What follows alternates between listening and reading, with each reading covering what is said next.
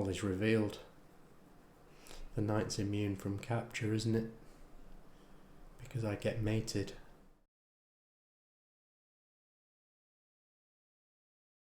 I'm only going to record the run through of the analysis of today's game, and I think that's probably what I'll be doing henceforth. I've decided the recording of the gameplay and then editing the analysis into a single video makes them too long, and I also question whether there's any value in it for me and for anybody who might decide to watch. So yeah, from now on we're just going to do a run through of the games with the engine. Yeah, just see where the major blunders were and hopefully not make the same mistakes in the same situation next time. So I got an opponent from Kazakhstan called Agrur. Sounds like a sort of an angry pirate noise or something. And yeah, they played the Scotch. Now I don't know whether they know that I'm the reincarnation of the Hammer of the Scots, what with being named Edward Longshanks, but that's what they went for. And I think this is popular at a high level of chess, but you don't often see it, you know, at the kind of lower middling echelons on chess.com. And so, you know, at this point I didn't have a move. There was nothing that I could say stood out to me as a favourite move or something that I would definitely do. And I decided to take the pawn. Why did I decide to take the pawn? I captured the pawn because I just thought that allowing d5 would give white too much space. And I don't know if they played d5, whether retreating the knight is possible and doing all that, you know, rerouting the knight over here. I imagine it is, because if they... Yeah, I took, so I mean, let's say I did, if I developed the knight and they did push, I don't think this would be, well, the computer doesn't like it, but I don't think it's the worst thing in the world, is it? Although I think it relies on white playing quite cooperatively in order to unravel this situation and to be able to get your pieces out. So, you know, in accordance with the mantra of getting your bits out, I thought that taking this pawn would help with that. Yeah, I wasn't sure whether playing knight e5 was a move.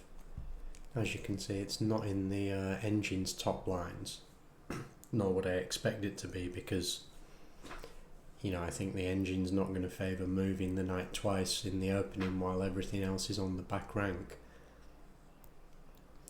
Yeah, and if we did do that, yeah, I'm not sure.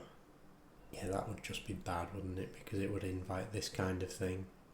Then we just, you know, we lose tempo and probably lose more than one tempo, actually.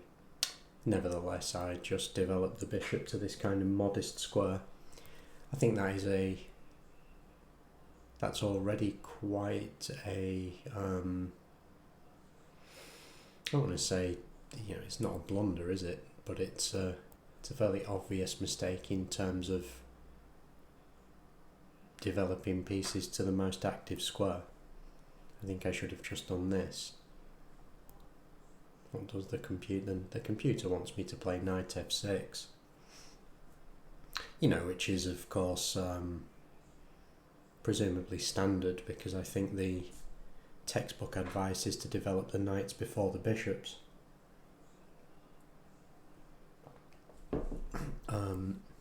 But, you know, if on the proviso that I'm going to develop the bishop in this case, I think it would have been better to go here. I think I rejected that because I assumed that knight, if this exchange happened, I wasn't sure whether this was a valid way to play. Yeah, it seemed like an unnecessary complication. Although that pawn structure is probably not bad, is it? Because if we just go back and have another look at that,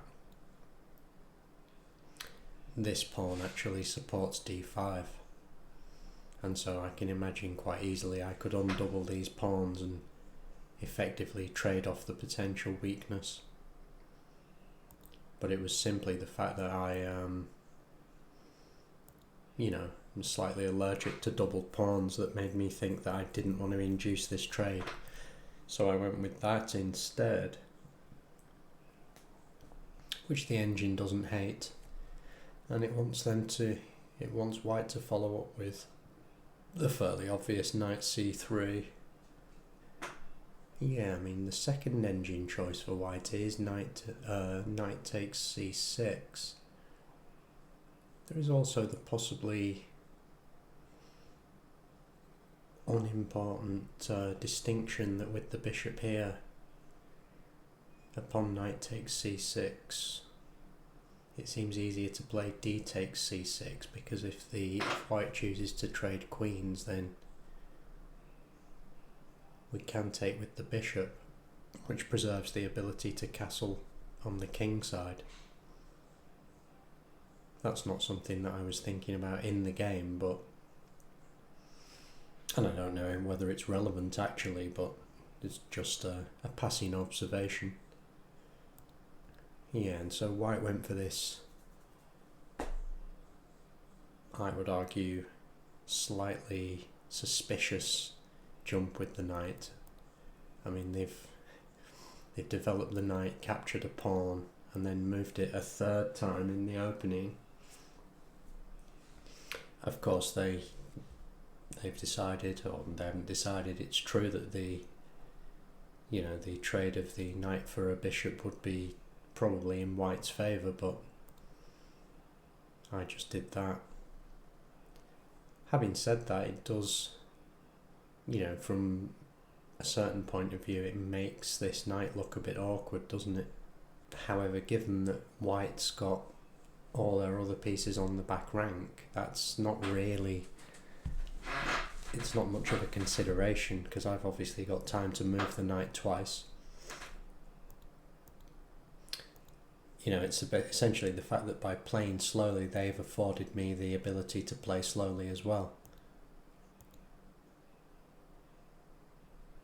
The engine doesn't like this, really. It wants me to play d6. I think d6 is obviously a necessary move in that it facilitates the development of our pieces, but yeah, I'm not sure why I was so keen to get rid of the knight, because I don't think I was never going to try and develop the knight to g6. I don't think, it was always going to be e7, in which case I can just offer the trade. And in fact, by playing d6 first and then developing the knight to e7, I'd be forcing the knight to either to relocate or for white to add some kind of defence to this square. I guess they'd have to play d3. I mean, because at that point there'd be two attackers, wouldn't there? So, I'd be threatening to win this pawn. I'm not really sure what to think about that. It just seems very, the evaluation bar swings from essentially parity to 0.9. The innocuous looking tickle of a knight. And to me that's Well, it's obvious that it's an obvious move, but I don't see how it can be deemed to be quite so poor by the computer. I think my other thought with this was, the bishop can circuitously arrive on the square it would have if it had been fianchettoed in the first place. So, yeah, I'm going to have to say I don't really... Just trying to see, what am I missing? It wants to play d6. Knight back. I can't understand why, if the computer wants white to retreat the knight anyway, why it would think that kicking the knight with g6 is a bad move. Could it be that by doing this I allow, if I then develop the knight to, my knight on g to e7, that allows the white's dark squared bishop access to h6? Maybe. I think that's something to consider. Nevertheless, that's what I did anyway. So, and they retreated the knight back to f3, g3. Sorry. I think had I been white, I was going to say I'd have gone to e3, but I wouldn't, because it's obvious that maintaining the scope of the bishop is superior. On the other hand, the knight is on a bit of a, it's got no squares now, has it? And yet, the evaluation is still slightly in white's favour. It's notable that the engine wants this as well from black. And so, maybe fearing the doubled pawns is very valid. Once again though, this pawn, although doubled, restricts black's knight and allows white's dark squared bishop into the game in all kinds of ways.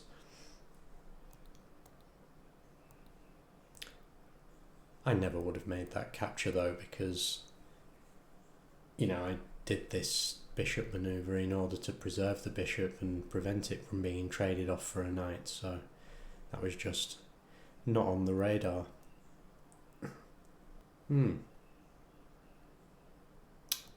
Yeah, I'm also very surprised that knight d5 is the top engine line, principally because it seems like a time-wasting move again, just randomly or seemingly randomly hopping around with knights.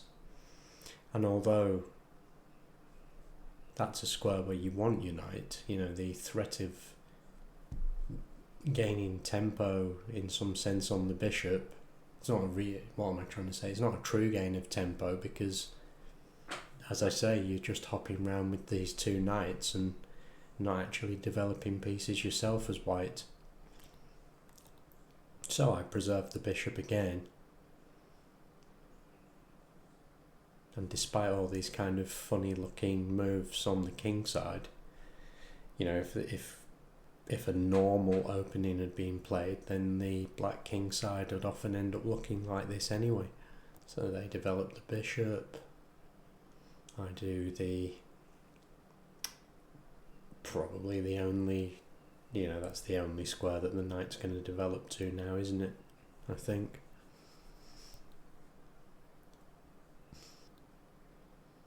Yeah, so castles from black is the second engine choice, but essentially returns the evaluation to parity. Yeah, it wants wants black to initiate this pin,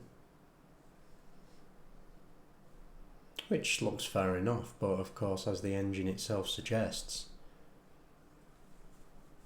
the bishop can just be kicked away.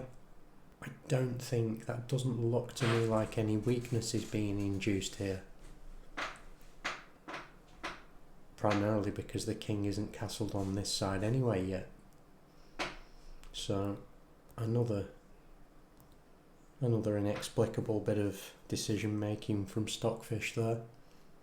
Is this engine Stockfish? Whatever it is. it's better than me, so we'll assume it's correct. Yeah, I mean, I developed the bishop to the probably the only square to develop it to. It would seem strange to put it on d7, since that would prevent my queen from occupying that square. And black does go in for this pin.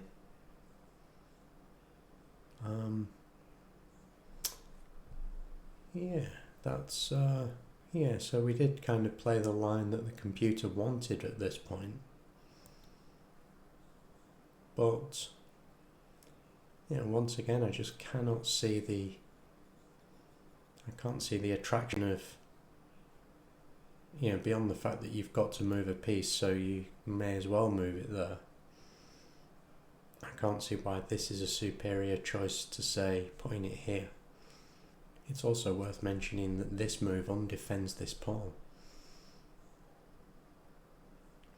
Although if I tried to take, I suppose the bishop, the white's rook would come onto the file and there'd be a pin, so it's one of those free pawns that's not free. Yeah, I mean, I think, to me, right, so the computer actually wants white to kind of sneak in and trade off this bishop. Yeah, I mean, there is a logic to that, isn't there? In that this bishop was already developed and this one wasn't, so maybe it's good for black to get rid of it. It does, in fact, now I come to think of it, bishop f6 here. In the case that black did play this, I obviously can't take the bishop myself. Or can I? I would think not. Yeah, this looks extremely awkward, doesn't it? It's not a way that definitely not a textbook way of playing. But they retreated the bishop instead, so none of that actually happened. Knight e5. Yeah, this was just me making space for the other knight and simultaneously threatening this bishop.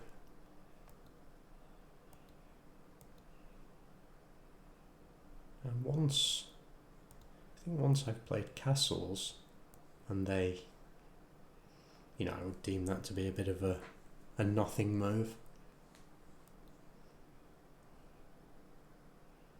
Yeah, and the queen comes off the back rank.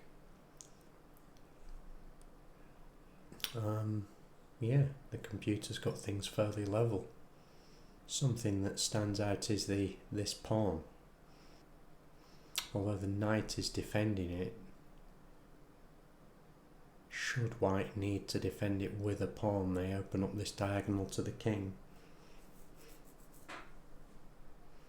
And so I think from a strategic sort of, like a long-term planning point of view, not that I make long-term plans when I'm playing chess, if you notice that, then I suppose that would be a reason to consider trading the dark squared bishops off. Having said that, if you do that, you haven't got a bishop to do any pinning here, so that might not be true. Black lines up a battery.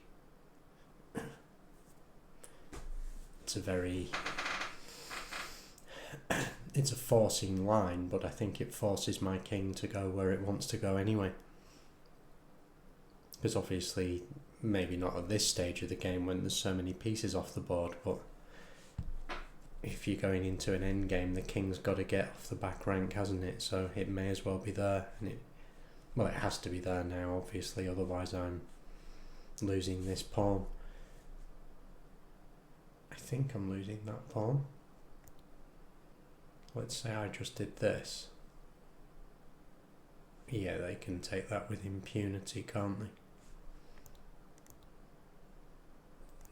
But I didn't miss that one, so rook b1. You know, again, just doesn't seem to be doing anything specific to me. If I was white in this situation,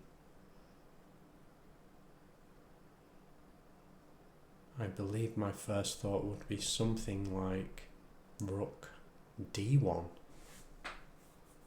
Just because there's a queen here, and you know, maybe since this threat of the queen bishop battery doesn't look like it's going anywhere, then if the white queen does step out of the way, then they'd be kind of menacing my queen. But rook b1 it was. Yeah, I just wanted to move the knight into a more active position there. The engine does want b6 though. Yeah, actually I think there is a rationale for just sticking all the pawns on the dark squares, or a lot of them, since white only has a dark square bishop. I was also contemplating sacrifices on h3 at this point, I think, or vaguely, you know, hoping that maybe such a thing might be possible. But knight c6, knight drops back. Again, I can't... Right, I think white must have played rook b1 to prepare this knight jump, so that the pawn on b2 is not undefended. But yeah, they've displayed a strong propensity to try and trade off these knights for my bishops, so maybe he's just going for a knight e2, knight f4 to try and trade this off. But whatever they're up to, I'm not 100% sure. Because it's quite a passive retreat, I think. There is also the notion that this knight move supports a push here, but there's nothing stopping it anyway, so I'm not so sure about that. So I stick a knight in the middle, which the computer doesn't like. It actually, I think it says that's an inaccuracy. And again wants b3. My reasoning for this, other than putting the knight in the middle, is that of course it allows a fork of the queen and bishop, so you know, I was looking to try and get two bishops against two knights, which is, you know, at this level around 1100, I don't think it's much of an advantage, but the grandmasters say it's an advantage, so if we copy them, then that can't be terrible, can it? Yeah, it's in, and I think this is the first sort of swing into concretely positive territory for one player or another. So even though that knight e5 is inaccurate, nf4 is labelled as a mistake because of the, yeah. I'm wondering why, I can't remember whether I failed to just spot this free pawn. I don't think I did. I was aware of this, but I thought that it was, you know, I thought not only would I open up the eyes of the bishop again, but sow a bit of confusion in the enemy ranks by throwing in this knight hop to target the queen.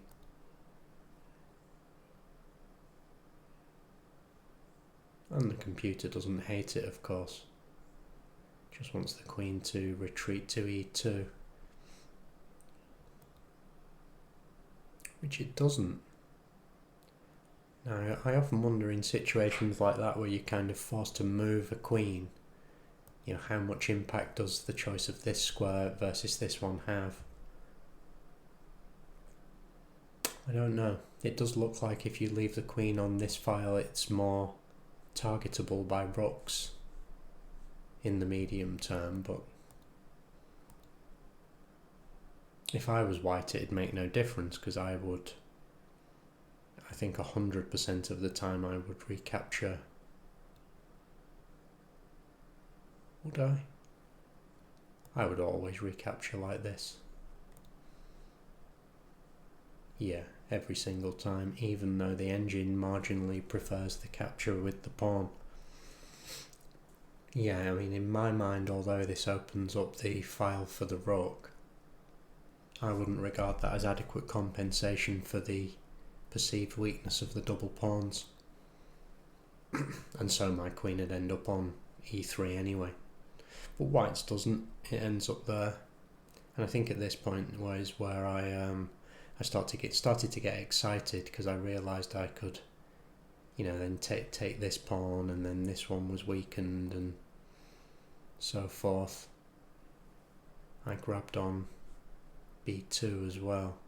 What am I missing though, with the fact that the engine wants bishop e6? I mean, obviously because if I neglected to take this or retreat the bishop, then it could become trapped, would become trapped. I do not know why it wants me to do that. And then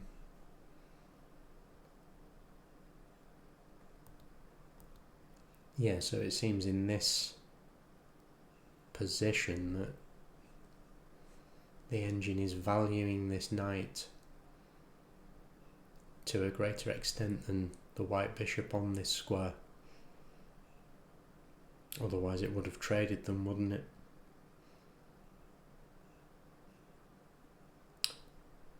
Could it be due to the fact that, when this trade occurs, if I retook with the pawn, everything could start getting liquidated, couldn't it? And that would possibly exacerbate these two. The doubled isolated pawns would become a more serious weakness. These are thoughts that are way over my head in game time though, so. But I think that's actually one of the benefits of analysing games like this. Even though I might be talking out of my arse, throwing around these ideas, I think probably does help you to improve at the game. But needless to say, I grabbed the free pawn. Obviously with the presence of the two bishops, there's no pinning, so none of that's a problem. I think this is the first point in the game where, black started doing... I'm black. I always get the colours mixed up. I have no idea why. I think white must have been getting frustrated and started to go for, shall we say, creative lines.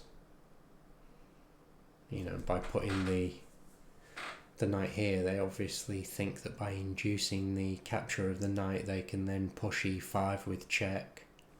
What does the computer like?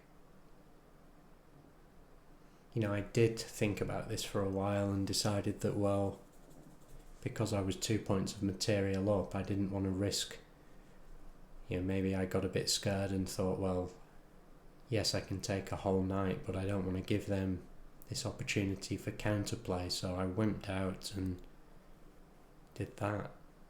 Why did I do that? Of course I did that because I want to play bishop c4 and win the exchange via this skewer, which looks like, it looks like quite a nifty way to play, I think. Of course, black, I've done it again. Why do I keep mixing the colours up? White does have this fork if the bishop is not covering the square. Yeah, and actually I think that came into play here. Yeah, I blundered. Yeah, I'd seen that this fork was available, and I think I was carrying on with my plan. And white correctly decided, tried to interfere with the defence they got the idea right but the execution wrong, I suppose, because had I played properly I would have just taken this. Yeah, and I would have been absolutely, completely winning. Yeah, the engine wants them to do it this way, which is clever. But they, yeah, as I say, they had the right idea, just did it in the slightly the wrong way. And I fell for it and carried on with my own plan. Yeah, I think if you watch, if you watch Levi Rosman's videos, he talks, he talks about these things in terms of danger levels. And I think I obviously deemed the danger, or the threat I was posing to white, I overestimated it relative to this fork. Yeah, I think I probably incorrectly thought that I could take the queen first, but of course, since it's a fork with check, I can't, can I? Well, knight, should I say that knight gains that lost tempo back with the check, and then they would take my queen on d7 and therefore be targeting the rook on f8. So that was, I think, that was my big blunder of the game. Thankfully though, because of the the threat that I thought I was posing, white went and re-blundered, so it was a kind of competition to exchange blunders. And then I think I realised the danger and took the pawn, so at this point I'm surprised the evaluation's only 1.3 in my favour. In fact, I'm amazed it's only 1.3. Why is it only 1 point? Of course. Yeah, no, I just didn't see that this was pinned. So actually material's even, and therefore the 1.1 or the 1.0 advantage for black is actually quite reasonable.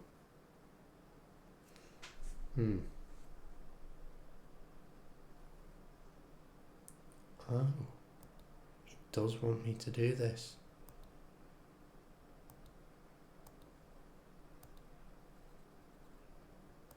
So it just wants a huge liquidation of pieces. That would never have occurred to me.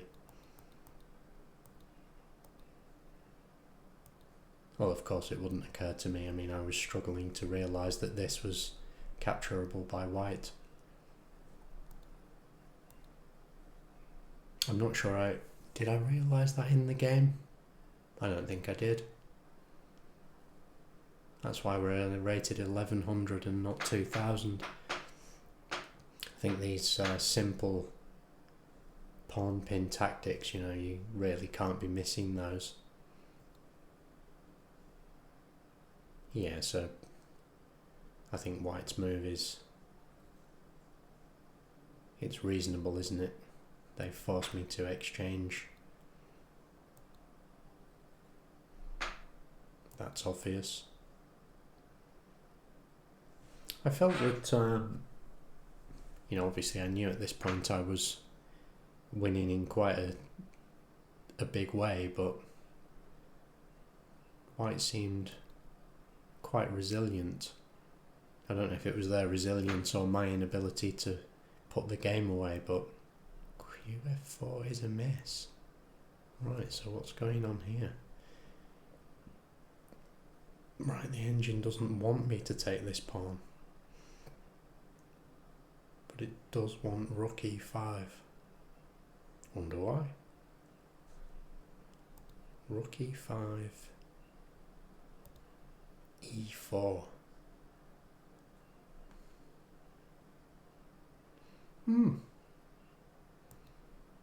King here.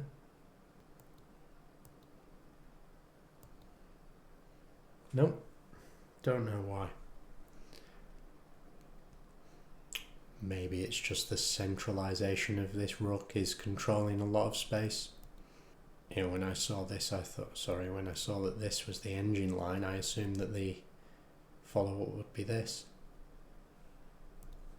Because that's the beginner human way to play, isn't it? You see an open file and put 2 rooks on it. I'm confused now what actually happened in the game. Oh, I took this. Right. I did not. Huh. Yeah. All is revealed. The knight's immune from capture, isn't it? Because I get mated.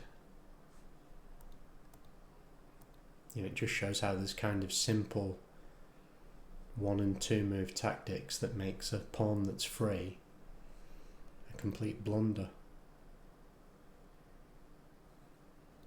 So it would have me take the knight and still preserve an advantage. Quite a significant one. So the computer thinks that... What have we got? Well, yeah. I suppose we're still 3 points of material up. I'm not sure whether in this position you could evaluate the worth of the 2 rooks as equal to the white queen. I think I would always prefer the queen because 1 piece is easier to move than 2, isn't it? Once the files are open, the rooks are probably worth more, aren't they? Or definitely.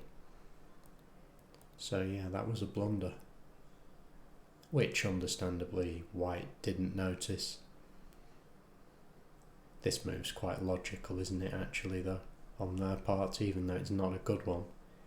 You know, the computer's saying it's a miss because they overlooked this, I think, quite difficult to spot tactic.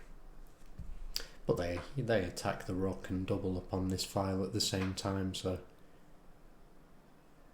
I don't think we can't chastise them too much over that. Although that is a mistake, isn't it?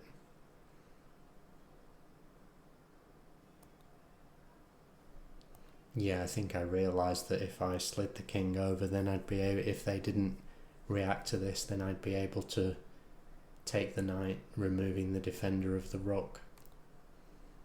That is indeed what happened. I think that's again an odd move. I was going to say I would look at trying to triple up here, but of course they can't because my bishop covers that square.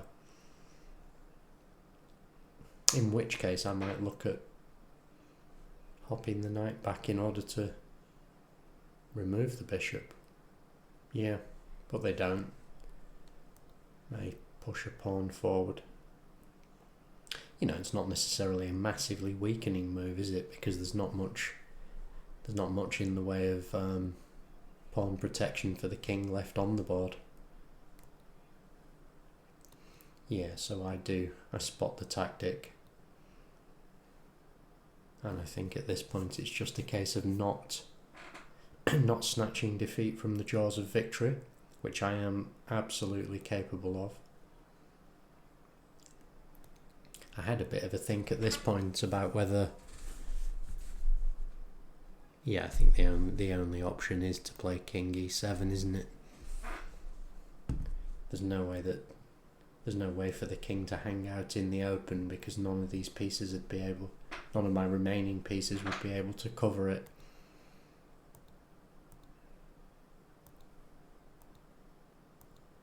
Yeah, this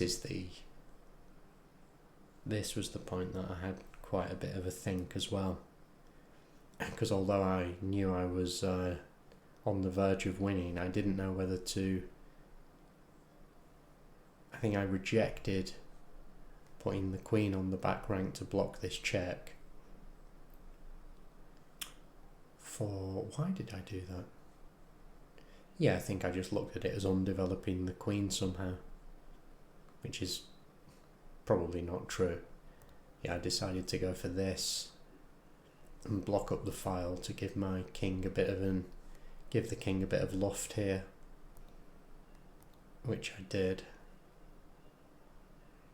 And of course, handily, the queen being on this square means they can't grab the pawn. Not sure why I went for that. Well, it must just be because I'm trying to walk the king back into its castle, aren't I?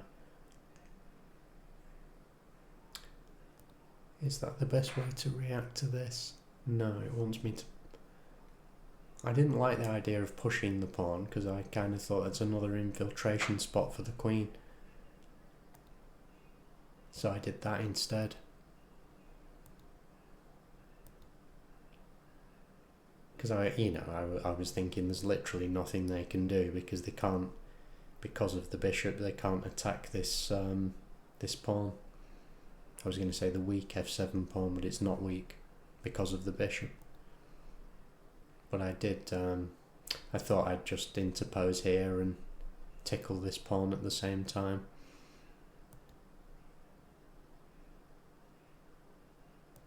Yeah, I think that's just a desperation stab by them, isn't it?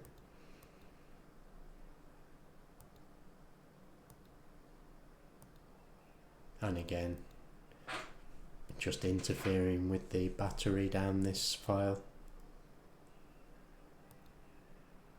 Offering a trade of queens.